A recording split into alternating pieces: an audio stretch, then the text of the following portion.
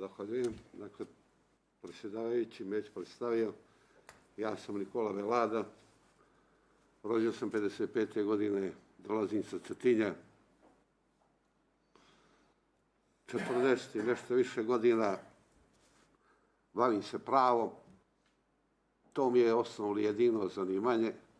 Prije toga, oprostite mi što nosim masku, ali je neophodno, imam određene probleme, tako da moram biti zaštićen koliko je to moguće.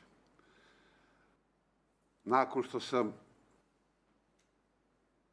76. godine u Titogradu završio pravni fakultet, moje prvo zaposlenje je bilo u Skupštini opštine Cetinje. Počeo sam od šefa odsjeka, načelnika inspekcija, sekretara, sekretarijata, člana izvršnog odbora i na kraju predsjednik izvršnog odbora opštine Cetinje. Također, moja aktivnost i radno angažovanje do 90. godine je bilo i u politici. Bio sam član najužeg rukovodstva opštinskog komiteta Saveza komunista Cetinja i na to sam izuzetno ponosan, jer mislim da je to najbolji period u mom životu. Nakon toga bio sam direktor 3 javna preduzeća, također u Cetinju, i ponosim se tim što sam radio. Od 90. godine ne učestvujem u političkom životu Crne Gore. Nijesam član jedne partije, oženjen sam, imam 3 djece i ponosim se s njima. To je jedino što mi daje motiv da sam ovdje danas pred vama i ništa drugo. Što se tiče moje profesionalne karijere, ja sam 1997. godine upisao magistarske i drago mi je što mi je mentor bio dojen prava, gospodin Dević ga zna, Mihajlo Velimirović. Istovremeno sa tim bavio sam se ne samo strukom, nego i teorijom. Osnivač sam časopisa Akcionar i suvlasnik toga časopisa koji se kotira i u međunarodnim okvirima. Član sam redakcije časopisa Advokat, Advokatske komore Crne Gore. Sarađujem sa svojim kolegama, objavljujem. Do sad sam sigurno objavio oko 30-ak i nešto stručnih radova iz oblasti ove sfere. Unazad pola godine objavio sam knjigu koja se zove Mrak, jer moja sfera i posebna oblast interesovanja jeste državno crkveno pravo kao dio javnog prava i spomeničko pravo. Igrom slučaja sam bio zaposlen u Zavodu za zaštitu spomenika kulture, pa je to uslovilo da ta oblast mene postane bliska. Ja više volim da odgovaram na pitanja nego da o sebi pričam, ne želim toliko se izlagati, samo ću dati jedan razlog, motiv zašto sam se odlučio za ovo. Pa mislim da je svaki pravnik ima na kraju želju i radi sebe i radi svoje porodice da završi kao sudija. Da mislim da je to kruna uspjeha ili rada jednog pravnika. Nažalost, ja nisam bio dobar da bi bio sudija, pa ne znam je li ovo način da se približi sudstvu. Ne vjerujem da će to biti, ali eto, to je moja potreba da iskažem. I još nešto što me posebno iritiralo i što me posebno opredjelilo da se u ovom trenutku prijavim, pogotovo kod činjenice što postoje uvaženi kolege sa velikim iskustvom i bila bi čast da su mnogi od njih članovi sudskog savjeta. Tako da ćete imati kvalitetan predlog za, evo samo danas koliko vidim kolege izražavam poštovanje prema njima. Dakle, što se još desilo? Mislim da u posljednje pola godine došlo je u pravnom sistemu Crne Gore, desio se tsunami, desio se jedan ubitačan tektonski poremećaj koji je ugrozio pravni sistem Crne Gore. Sve ovo drugo je u odnosu na to, bare što se tiče moje struke, sekundarno. A to je slučaj predsjednice Vrhovnog suda i predsjednika Privrednog suda. Dakle, ja znam i zalažem se da niko ne može biti optužen, osuđen prije nego što se dokaže da je kriv. Također, niko ne može biti bez osnova sumnje priveden, zadržan i tako dalje. Kad je u pitanju sudstvo, ja imam druge stavove. Ja mislim da su indicije dovoljne za sudiju da bude procesuiran. Zašto? Zato što su sudije obraz jedne države.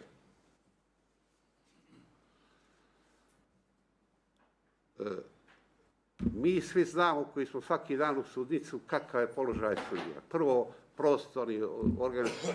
Svi mi sjedimo, spise predmeta držimo na koljena, sudije udaljeni smo od njih pola metra, dakle, nezavisni od toga. Drugo, mislim da sudije uopšte nisu nagrađeni. Minimum zarada mjesečna sudije mora da bude 2000 eura, pa do 5000 eura. Sudija mora biti nezavisan i samostalan. Sa tim iznosom on može da živi i da ne zavisi ni od jedne partije, države, pojedinca ili bilo koga. Da ga interesuje samo sudstvo. I još nešto. U sudstvu sigurno postoji i završava. Postoji veliki broj časnih ljudi, profesionalnih, odgovornih. Međutim, htjeli to priznati ili ne, na njih je stavljena mrlja. Jer neopravdano ili ne, na veliki broj jeste, jer su sigurno mnogo stručni i mnogo odgovorni ljudi. Međutim, ja predlažem da svaki sudija, od osnovnog do vrhovnog i ustavnog, mora sad u ovom trenutku i svake godine, da bi bio sudija, da prođe detektor laži.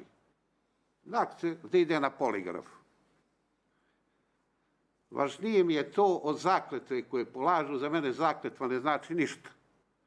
Ali poligraf znači nešto. I drugo, sudija mora da da izjavu o lojalnosti državi Crnoj Gori. Ta izjava nije forma, nego ima sankcije. To je jedini uslov da dođemo do zdravog sudstva. I još nešto, ja nemam pravo da ocenjujem je li zdravo ili nije. Očigledno je da postoje mnogi problemi i očigledno je da je najlakše svaliti sve na sudije. Očigledno je to, ali shvatite, izuzetno težak posao, izuzetno odgovoran posao, onaj ko ga radi nema mira. Nema mira zbog svoje savjesti i savjesti koju ima prema društvu. Hvala. Zahvaljujem gospodinu Beladi. Da li neko od kolega poslanika želi riječ?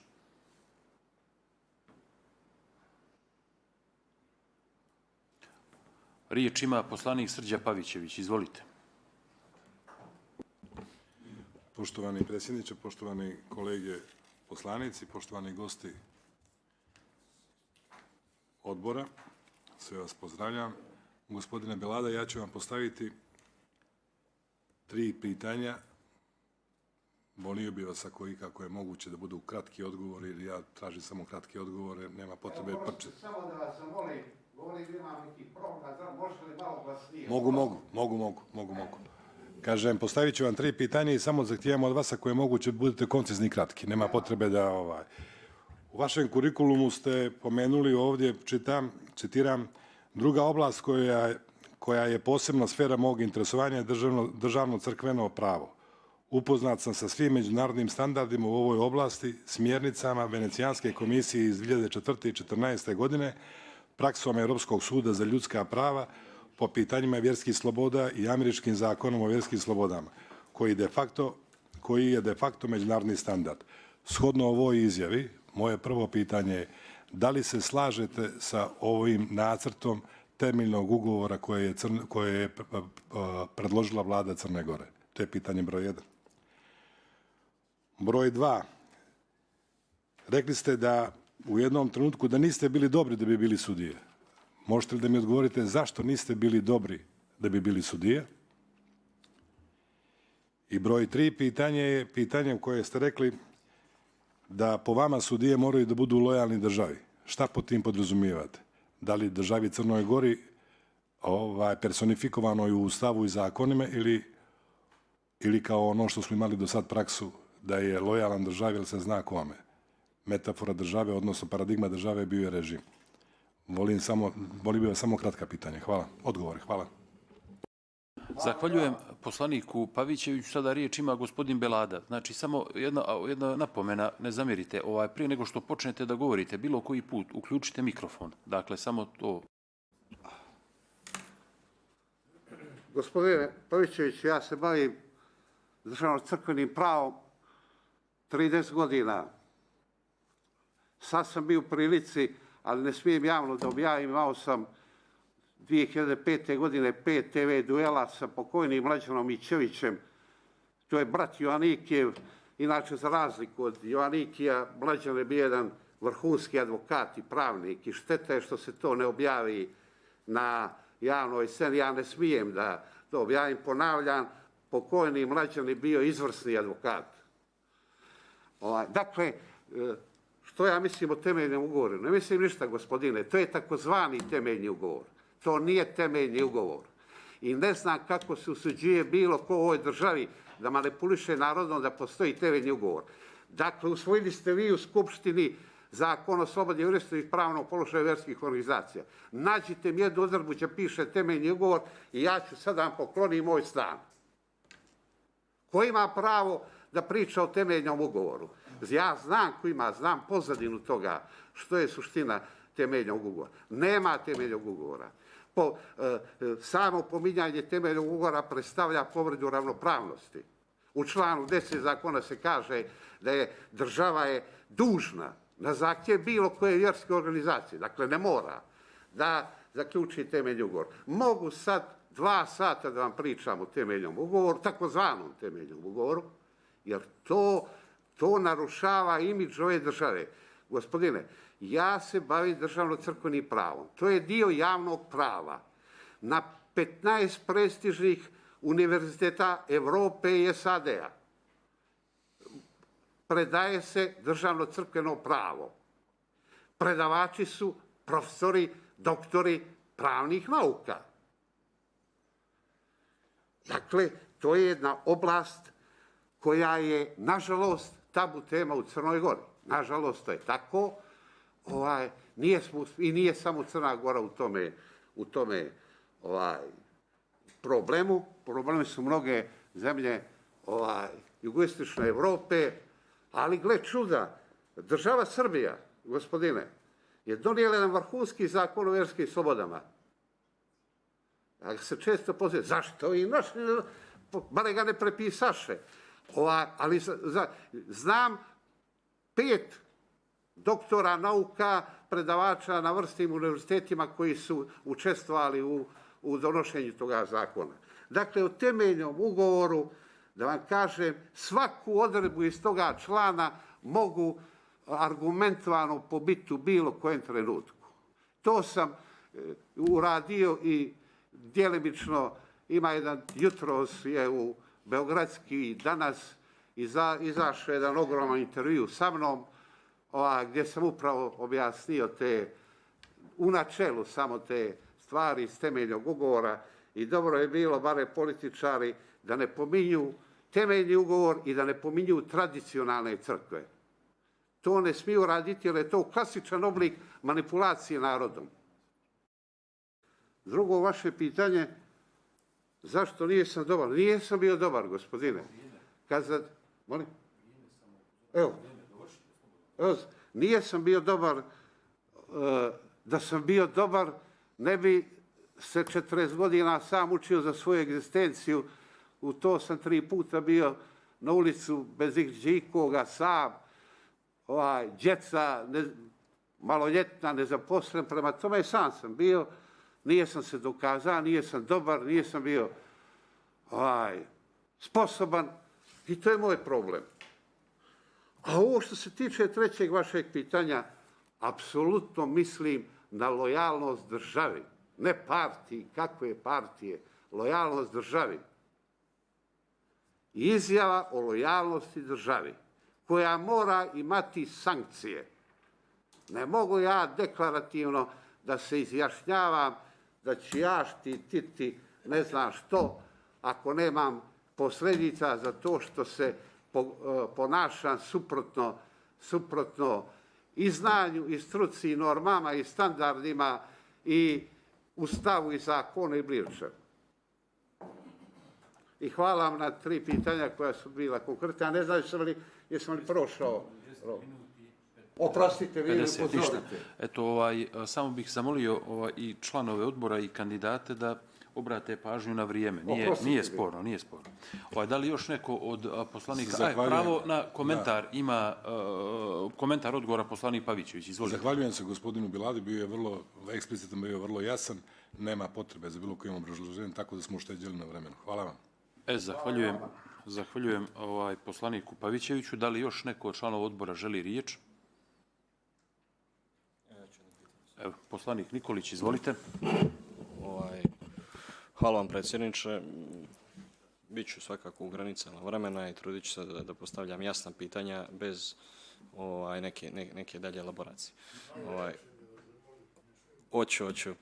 Gospodine Belada, rekli ste sami da ste decenije proveli u sudnici, dobro poznajete pravni sistem, ajde pored ovih nekih stvari koje ste istakli, a kojim smo svi svjedoci, koji se tiču prostornih kapaciteta i tako dalje, šta onako kategorijalno smatrate su najveći problemi crnogorskog sudstva uopšte? Šta bi trebalo unaprijediti u sistemskom smislu, pored ovih očiglednih razloga o kojima ste govorili, koji se tiču zarada, prostornih kapaciteta, uslova za rad i tako dalje? Ali šta mislite sistemski da trenutno najviše opterećuje crnogorsko sudstvo? Zahvaljujem. Izvolite. Mikrofon. Ja ne znam hoće li se složiti kolege sa mnom, vjerujem da će. Prvo što bih mijenjao, što je gotovo nevjerovatno, to je zapisnike. Nijedan zapisnik suda sa bilo ročišta pretresa ne odražava vjernu sliku onoga što se dešava u sudnici.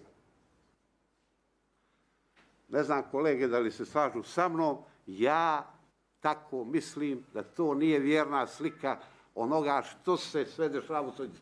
I po 2, gospodine, apsolutno je da presude nisu životne. Čini mi se da su nekad nisu realne, nisu moguće, nisu dozvoljene, čini mi se tako da je i morale bi, ja mislim da bi trebalo da pratimo više kako to radi se u pojedine presude, govorim, Evropskog suda, više se bave životnim događajem nego jednim procesnim dijelom. Bojim se da će nas taj procesni dio uništiti, ako je raspravno načelo, ali jednostavno mislim taj dio da se mora apsolutno na tome raditi. I drugo, da opet ponovim, nemojmo svaljivati na sudije, to je jedan od najtežih poslova u ovoj državi. Svi treba da imamo poštovanje prema sudijama, prema tužiocima poštovanje i stvoriti uslove ispod 5.000 ne može da predsjednik, da bude sudija Vrhovnog suda, apelacionog suda, Ustavnog suda, Upravnog suda i tako dalje. Ne može. On mora da je nezavisan, da ne zavisi od mene kao političara, kao tajkuna, kao ne znam koga čovjeka, nego da bude potpuno posvećen svome poslu. Zahvaljujem. Hvala vama, gospodine. Da li dalje neko od člana odbora želi riječ? Poslanik Vučurović, izvolite. Hvala, evo, koristim priliku da vas sve pozdravim, da kažem da se slažem sa 90% onoga što je kazao gospodin Belado u svom uvodnom predstavljanju i jeste zaista najveći problem sudova u Crnoj Gori jeste depolitizacija, odnosno sudovi u Crnoj Gori nijesu depolitizovani i decenijama su služili, evo da kažem, bili dio sudija i dio sudstva kao posluga vrhu bivšeg režima u obračunu sa političkim neistomišljenicima. Dakle, to nije samo bilo u proteklih 30 godina, to je bilo i nakon 1945. godine. Ja se slažem s onim dijelom gdje ste rekli da treba politiku izmjestiti iz sudstva, iz pravosuđa uopšte i apropo toga ja bih htio da vas pitam da li ste vi funkcioner građanske inicijative 21. maj koja, koliko ja mogu da vidim, nastupa sa čisto političkih pozicija i to meni vrlo jasnih, naravno ne moram da se složim s njima, ali čini mi se da nastupaju sa čisto političkih pozicija. I drugo pitanje, da li ste vi izjavili da mitropolit Amfilohija sa njegovim jastrebovima treba izbaciti iz Crne Gore, odnosno ispratiti do granice? Hvala. Zahvaljujem. Izvolite.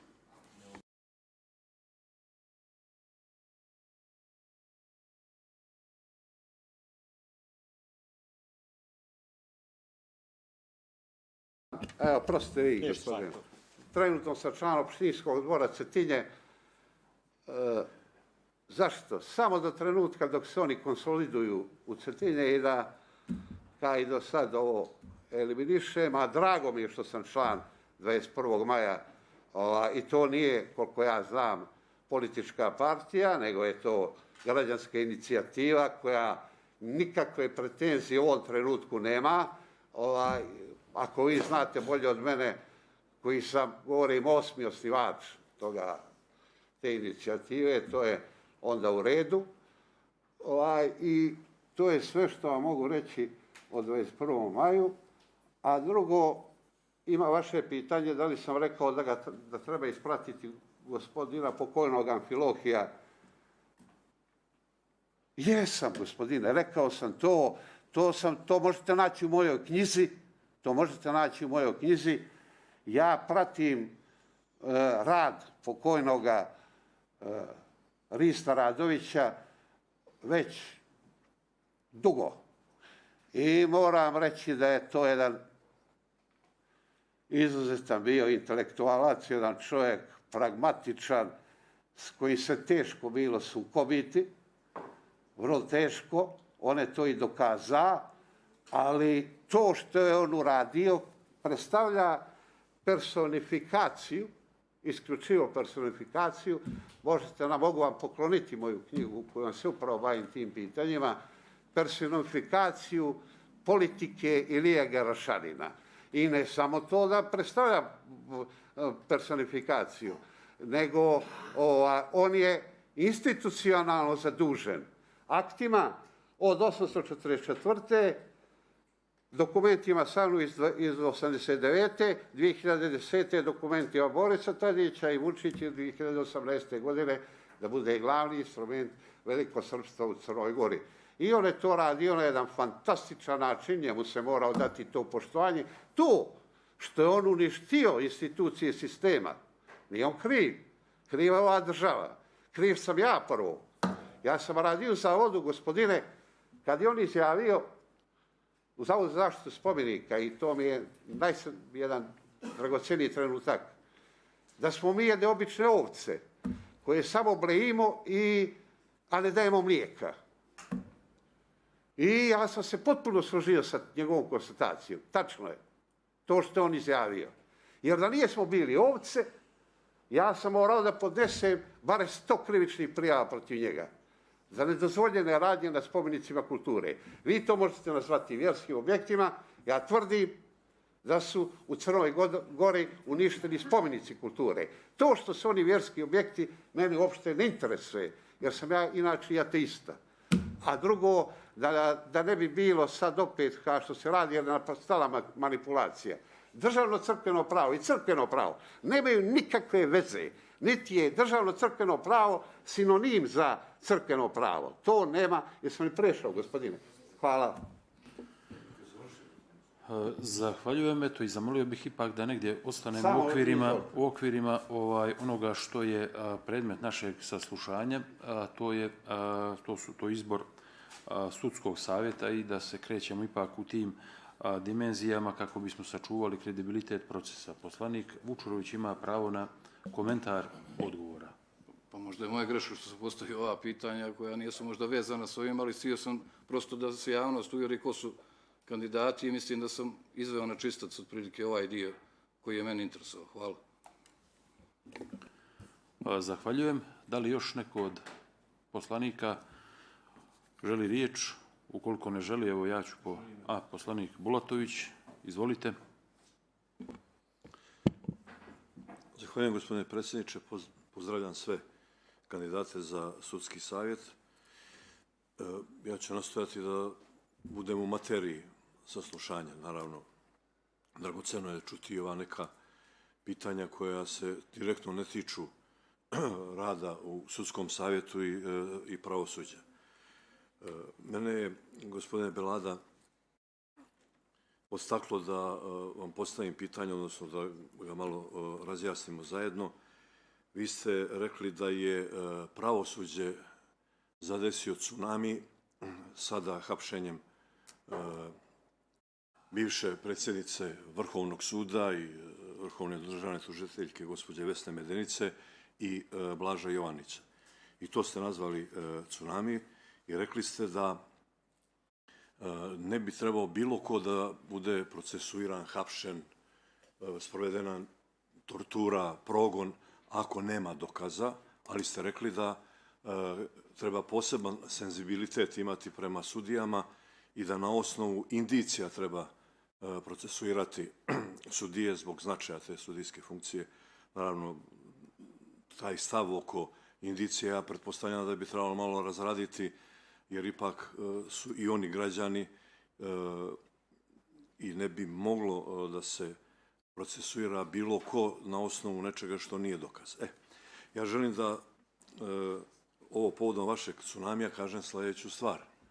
Ja mislim da odavno pravosuđe u Crnoj Gori je pod kontrolom, ne bih rekao partija, nego pod kontrolom tačno određenih grupa u Crnoj Gori koje su personifikovane u vrhu vlasti, odnosno onih grupa koje čine sintezu vrha vlasti i određenih krugova koji su za veoma značajan vremenski period oštetili Crnu Goru. Ja mislim da je najveće posrnuće pravosuđa se desilo 2016. godine montažom državnog udara, procesuiranjem lidera Demokratskog fronta i državljana Srbije, jer riječ je o klasičnoj montaži koja se pokazuje od sada do danas da to jeste, gdje je tužilaštvo, specijalno tužilaštvo vršilo progon nad Demokratskim frontom. Možemo da imamo različite političke stavove i treba da imamo političke stavove različite i ne moramo da se složimo, ali treba da vodimo dijalog, ali različita politički program ne može biti osnova za progon. To je specijalno tužilaštvu bila osnova za progon. Vi ste, koliko sam upoznat, bili advokat Paje Velimirovića, koji je glavni svjedok i epski junak Milivoja Katnića, koji je sporazumom o priznanju krivice osuđen uslovno na određenu kaznu, bio svjedok u glavnom pretresu, da ne govorim oko svega toga, Ali on je upravo čovjek koji pokazuje da je riječ o montaži. Sam sudski proces je govorio o tome da je navođen od tajne policije, da je navođen od policije, da je navođen od specijalnog tužioca, da naprave određene dokazne radnje. Znači, naši lideri su presuđeni, a da je oružje kojim je trebalo izvršiti terorizam pronađeno u frižideru. Hoću, ali ovo je obrazloženje, jer ja se sa gospodinom Beladom slažem da pravosuđe nije dobro. On smatra da je tsunami nastupio sada. Ja uzimam 2016. godinu kao jednu eroziju pravosuđa i progona po političkoj osnovi. Gospodine Belada, taj državni udar koji se desio na dan izbora je direktno uticao na rezultat izbora 2016. godine. Ja mislim da odnos i članova sudskog savjeta i članova tužilačkog savjeta prema onome što je radilo specijalno tužilaštvo i odnos prema državnom udaru je jedna značajna tačka da bi krenuli u ozdravljenje. Ja znam da mnogi u Crnoj Gori ne žele time da se bave i kriju se iza toga, sudstvo je nezavisno, čekamo pravosudne sudske presude. Mene interesuje da mi razjasnite, malo razradite ovo u svijetu i državnog udara, da niko ne može bez dokaza biti procesuiran i ovo vezano za sudije. I šta mislite u samom procesu državnog udara? Želim vaš stav. Gospodine predsjedniče, mislim da je ovo potpuno vezano za rad sudskog savjeta. Hvala. Zahvaljujem. Samo bih zamolio da vodimo računa o vremenu, jer imamo taj bazični dogovor koji je i formalizovan u odluci odbora da postavljanje pitanja traje 3 minuta. Eto, ja naravno ne želim da rigidno spriječim. Da. Ne vidim, ja nisam vidio, izvinjam se. Da, pa jeste, ali eto, ja razumijem da je možda da su poslanici u neku ruku hendikepirani zato što im na neadekvatnoj, nepovoljnoj poziciji stoji ekran za mjerenje vremena, a posebno poslaniku Bulatoviću, ali eto, samo da negdje damo malo, da damo doprinos više racionalizacije vremena. Imate pravo na odgovor i uključite mikrofon. Tačno je. Ja sam bio branilac Paja Velimirovića. Tačno je još nešto, da ne bi bilo zabune kakve. Specijalnog tužioca Milivoja Katnića ja poznajem preko 40 godina. I ne samo njega, no svu njegovu porodicu. Bili mi iko od vas vjerovao ovdje danas? U Cetinje sam, živim, radio sam kancelare do kancelare s Milivojem Katnićem i da ga ne zna. I drago mi je što smo prijatelji, evo 40 godina, ne samo s njim, nego i sa njegovom porodicom. U ovom predmetu, Milivoje, vi dajete tom predmetu političku ocjenu, to je vaše pravo, ja neću ulaziti. Mene to uopšte ne interesuje za to što mene politika strana sila. Mene interesuje struka. Bio sam prvi. Ja sam ponosan što sam zaključio. Moj zadatak kao branioca jeste da spasim klijenta. Tužioca jeste da ga osudi. Postigao sam sporazum koji je jedan kompromis. Moj klijent je osuđen, ali nije bio u zatvoru. A tužioc je dobio osuđujuću presudu i na neki način zadovoljan. I istina, moramo reći, hoćete li me vjerovati, vi ćete iznijeti, zaključiti na osnovu svih mojih izgleda. Ja Milivoja Katnića sam samo jedan put vidio za vrijeme toga procesa koji je trajao, jer je ovaj predmet radio Saša Čađanović, specijalni tužilac. I još nešto. Čini mi se da i sad postoji snimak kompletnog toka sudskog postupka. Evo čekam 5 godina, neka izvoli svako ko ima što da kaže na moju stručnu odbranu, neka se izjasni, neka podnese protiv mene bilo kakav akt i predlog. Dakle, ja stojim tu, javnosti sam izložen od 2016. godine kad sam imao tu odbranu Paja Velimirovića. I još vam moram nešto reći, gospodine Bulatoviću, bit će vam interesantno. Možete misliti, jedan Paja Velimirović, čovjek četnik, četnički vojvoda, Srbin, ja Crnogorac, Katunjanin, iako mi daju kvalifikacije preko sredstva informacija kad se obračunavaju sa mnom, neke idu do plus beskonačnosti. Tako, i zamislite, dok smo čekali presudu, želio da ostane jedino sa mnom da razgovara, a prvo pitanje moje prema njemu je bilo, ako imaš slučajno problema što sam Sijed ili što sam Crnogorac, odmah ja ti dajem riječ da neću biti tvoj branilac. Eto, to je to. Ne znam, jeste li zadovoljni? Zahvaljujem. Poslanik Bulatović ima pravo na komentar odgovora. Izvolite. Naravno da sam zadovoljan. Ja sam vas pitao da bih formirao svoj sud kad budem glasao, da li ću da glasam za vas ili ne, odnosno kad bude rasprava koja će biti u parlamentu da se postigne kompromis oko članova sudskog savjeta i ja ovim pitanjem sam želio da vama ukažem pažnju jer ste vi interesantan sagovornik. Ja moram, uopšte nije bitno oko stavova koje imate vezano za crkvu, za politiku i tako dalje. Da li smo različiti ili nismo, apsolutno ne. Mene je interesovalo za ovo pitanje kako ćete vi da odgovorite. Dakle, ja sam vas pitao da li neko može da bude procesuiran i ja nisam unio ni jedan politički element u državni udar. Ni jedan. Ja sam rekao da je državni udar bio osnova da Demokratska partija socijalista na dan izbora promijeni stepen izlaznosti i utiče da, recimo, Socijaldemokratska partija umjesto 6 do 7 mandata dobije manje mandata i da se obnovi vlast. Dakle, tužilaštvo je zloupotrijebljeno, a pravosuđe se zloupotrebljava i dan danas. Jedna od osnova reforme bilo je usvajanje zakona o tužilaštvu.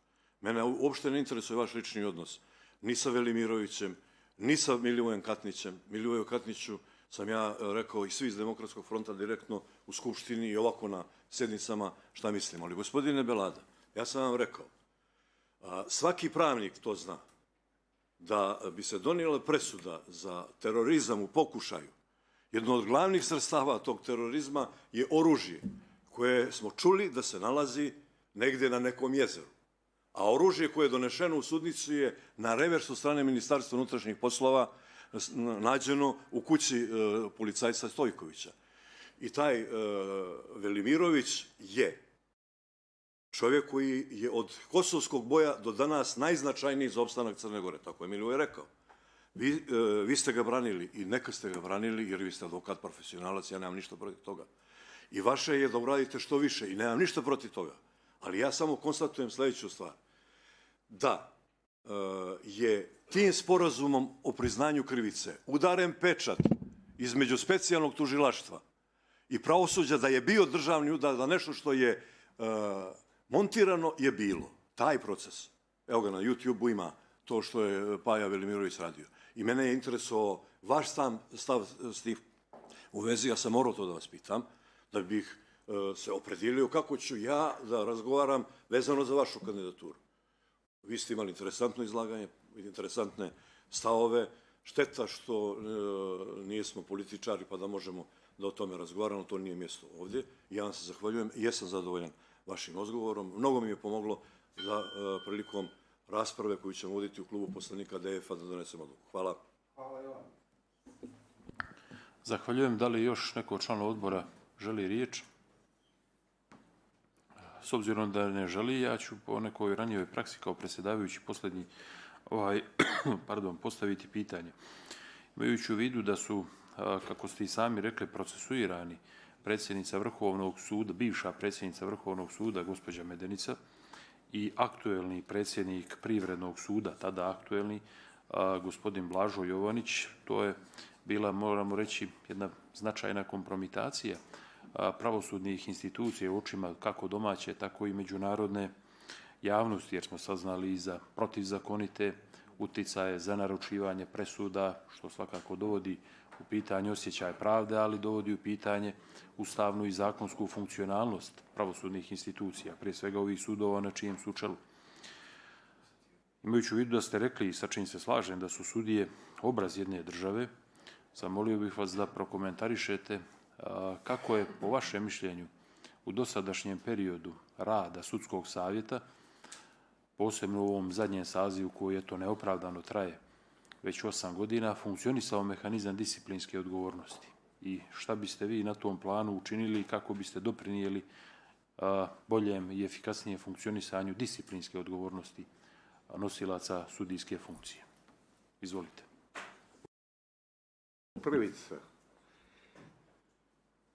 Svi ljudi koji obave ovaj posao, prema njima uopšte nijednom sudiji, nijednom tužiocu ne može da se pravi kompromis. Nema kompromisa. U ovoj oblasti ne postoji.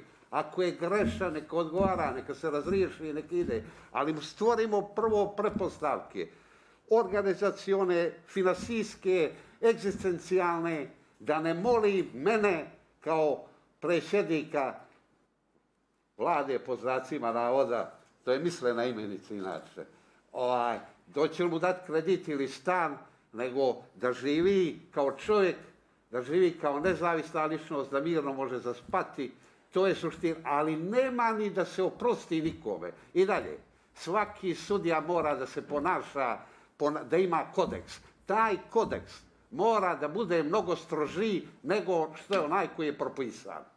Mislim da je važniji moralni kodeks i vaspitanje iz kuće nego ovo što se propisuje kako se moramo i mi advokati ponašati i sudije. Dakle, sudija u svemu, sudija, advokat i tužilac mora u svemu da ima moralne, etičke vrijednosti i kodeks postupanja koji je daleko strožiji od kodeksa koji je propisan. Zahvaljujem. Ovim je postavljanje pitanja kandidatu gospodinu Nikoli Beladi završeno.